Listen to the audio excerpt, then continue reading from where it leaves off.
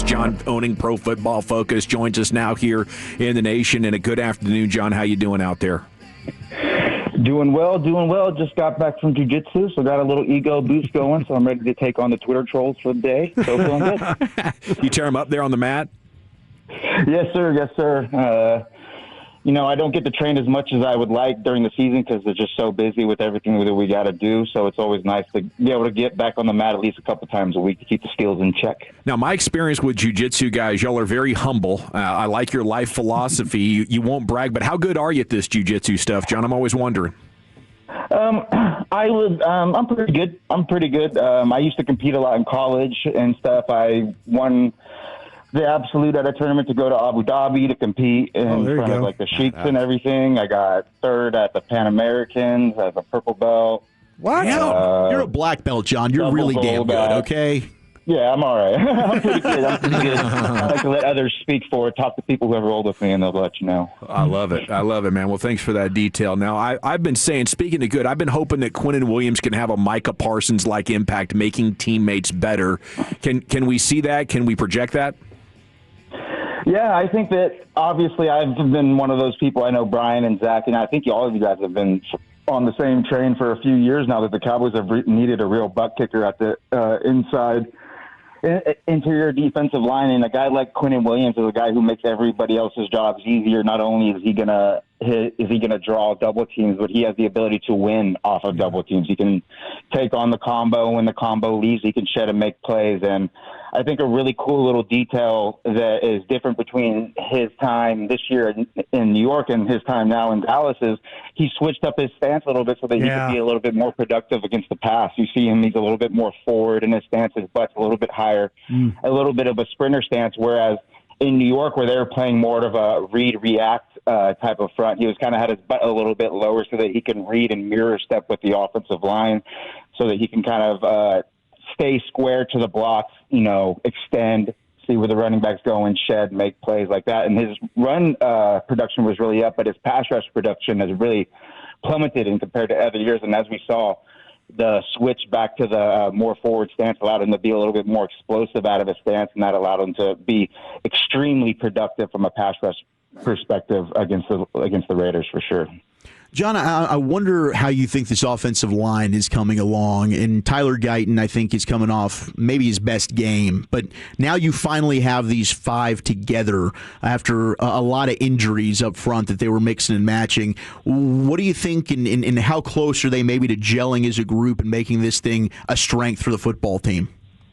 I think we're as close as we have been at any point in the season for sure. I think that the areas that you see it most are kind of on those exotic pass protection plays. And, the Cowboys like to, on their play action passes, they like to pull a guard like they're running power or they're running a counter or something and pull them to the edge to seal the edge defender. And I think that's something that you're seeing being a little bit more successful when you have the continuity of your five best guys, when you have guys like Tyler Booker, Tyler Smith doing it rather than, a TJ Bass or Hakeem Adeniji or any of those kind of backup interior linemen that we've seen how to be put in that area where we've seen the Cowboys, honestly have a little bit of trouble in the past because they couldn't seal that edge and they were allowing too much pressure to leak in those areas. So I think that that's a big area where you see it in the Cowboys doing a little bit better passing off stunts. I think that was an area where they really, really struggled, especially at the beginning of the season, was passing off stunts, and Dak was just being so masterful in his pocket manipulation and getting the ball out quick that it wasn't really hurting the Cowboys as much.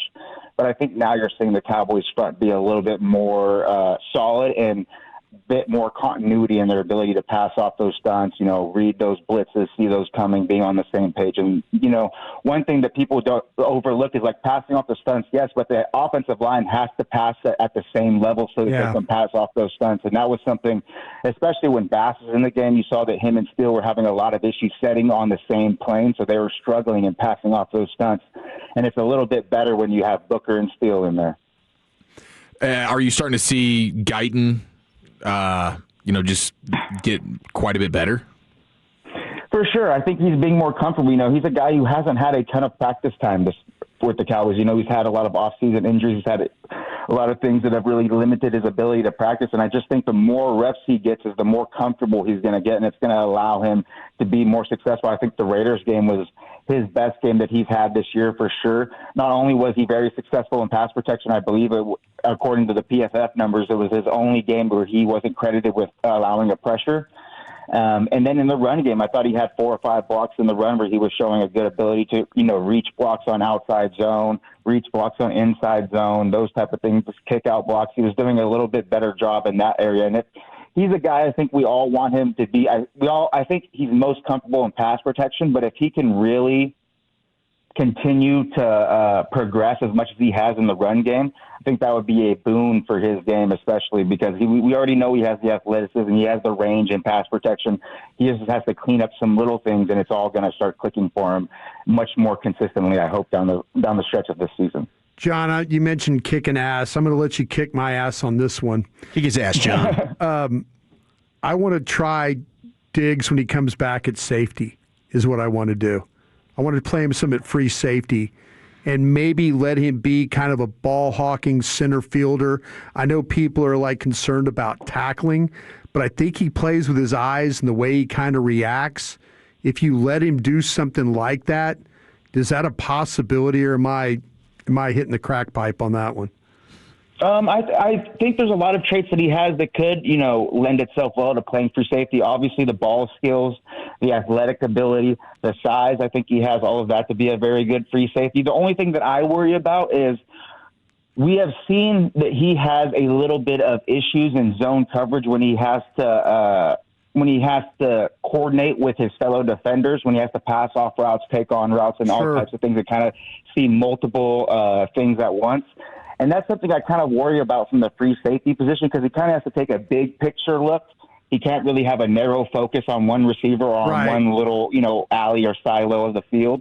So it would be something that I would honestly, if I was the Cowboys, I would try it in practice and see if he's showing the awareness to be in the right places with his eyes, if he has them in the right places, if he knows when to break on the ball, if he's making positive breaks on the ball. Because if he's someone who can make positive breaks on the ball, and I mean he's breaking on the ball before the quarterback lets go in the middle of his throwing motion, he's breaking on the ball. That is, with his ball skills and his athleticism, he's going to make a lot of big plays for your defense. So I totally understand why you would want to do that.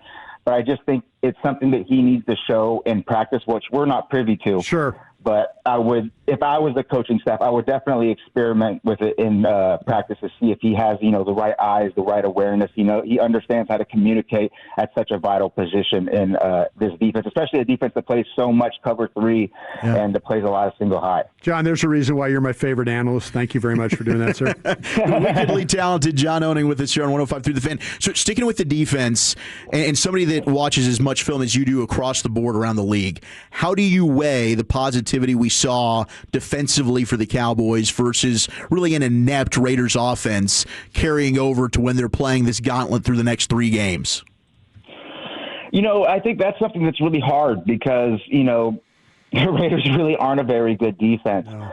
But the things that the Cowboys were doing successfully, the principles that we're in, are things that can bring you success against any team. The thing that I like the best is bringing in these 5-man rushes so that you can create single one-on-one matchups with your 3 interior guys, with at least 2 of your interior guys if you have them in, or all 3 if you have Clark, Odigizua, and Quinnen. And, if you can give those guys consistently one-on-one matchups, I don't care who the interior line is, they're going to have success because they're going to find the weak point on that offensive line, and they're going to continue to attack it. I think against the Raiders, one thing we saw was that the Raiders' offensive line were using a lot of high hands with their strikes. Their strikes were landing really high. And you saw especially Kenny Clark and Quinnen Williams were using that forklift technique where you attack a leverage point, whether that be the wrist or the elbow, and you lift it into the sky. And that really hurts the offensive lineman's ability to, one, anchor against power, but also it provides the rushers access to their edge. And that's when you saw Quinnen Williams. That's how he got his sack, because he was able to forklift the elbow. And then when you forklift that elbow, the offensive lineman has no ability to protect that edge of his body. And you just saw Quinnen Williams rip through, and he's so strong and he's so athletic that once he gets to your edge and he can get forward momentum going, you're not going to stop him. So I think those are kind of traits that you will see them have success no matter who you're going against, because no one has 3 interior offensive, even the best offensive lines don't have 3 interior offensive linemen that can all vie with Odigizua, Clark, and Quinnen Williams on a snap-by-snap basis. Yeah, John, I mean, I just did a breakdown of the Eagles, and I was watching Landon Dickerson play for the Eagles, and then I was like, God, why does he lose so many battles one-on-one? And then, but you watch him when he plays with, like, he gets help, you know, he's like a much better player. But to your point, if you put him in that one-on-one situation, I think the Cowboys have a really good shot of attacking the middle of the pocket, especially over him. John, did we lose you? John owning Pro Football Focus. It appears he is off into the California night. I thought you had a damn good point there. He's probably going to back you. He was going to back you again. He was, man. I was hopeful he was. Okay, well, let me throw this in. Mark Cuban just made an announcement or released a statement that their Mavs are not going to try to trade Anthony Davis. Oh. My initial reaction is, oh, man, what could they possibly be thinking? So hopefully this is him attempting to manipulate the trade market. Yeah, they don't like what the offers that they're getting, and we're saying, well, that's fine. You don't get him then. I guess you don't want a Hall of Fame power forward. You can have fun losing to the OKC Thunder. I imagine, but it's also possible. I just feel like there's been so many reports over the last 2 weeks that they are trying to trade him. Right. That would be the most logical thing for me. Yeah, because it's different when it's just like anonymous kind of sources and quotes, but like Mark Cuban sitting down in an interview with The Athletic and Joe Varden and saying that with his own name on it, like, yeah, that's our plan. I don't think he wants to do that. I think this is just sort of posturing. Yeah. Thanks to John Owning, Pro Football Focus, for joining us. We'll be back. No, he's still here. All right, John's still here. Oh, John, buddy, we got you back. He is back. That's stamina, man. That's the jiu-jitsu for you. Yeah, what was that question you were asking, Brian? John, I was asking about Landon Dickerson because I was watching Philadelphia tape. Feel like that he struggles as a single blocker, and then you brought up how Dallas is playing with the inside and the inside three, and they're able to kind of go one-on-one with guys. I thought maybe that was an avenue for him this week, trying to attack the Eagles, especially in the middle of the pocket. 100%, and I think the best way to do that I'm not sure if people listening understand, but a bear front, I think, would be the best way to attack the interior defensive line or the interior offensive line of the Eagles while staying, while giving you enough people in the box to defend the run adequately. By a bear front, I mean you have a head-up nose tackle on the center. He's covering the A-gaps, and then you have your two other defensive tackles are in three technique positions, which means they have outside eye of the guards. Yeah. So all the interior gaps are covered. And against the pass, that basically, unless a team wants to insert a running back to be the double-teaming force, that's single one-on-one matchups for all interior three of your defensive linemen. And I think that would just make hay for the Cowboys. And I think it's something equally as successful they can do with when Solomon Thomas comes back. Yeah. When he returns from injury, he was doing, in my opinion, he was probably the most consistent defensive tackle on the team throughout the year, both especially against the run. Right. But his quickness and stuff can give people a lot of issues. And I just think with, those four defensive tackles, creating a rotation, maybe even use a Perion Winfrey in there to give you some more pass rush ability, some more athleticism in the interior. I think that could be a very successful front, especially against a team like the Eagles. And a great thing about our bear front is it gives you a lot of answers against zone reads, RPOs and stuff. So I think that is something that Eberflus kind of flashed against the Raiders, and I hope that he uses it a little bit more consistently against the Eagles. Yeah, if you look at Barkley, the metrics and the eye test and the film will tell you that he does not want to pass protect. I mean, he gives up some pressures and stuff. So inserting him as a blocker might be something that they really don't want to go down that path. Mm-hmm. And it's so weird because he is such a big back. You think that he would be someone who would be really successful in pass protection, but he just doesn't bring the physicality in that department. Yeah, you're absolutely right. What insights do you have on Lamb and Pickens if you could only have one, or compare and contrast?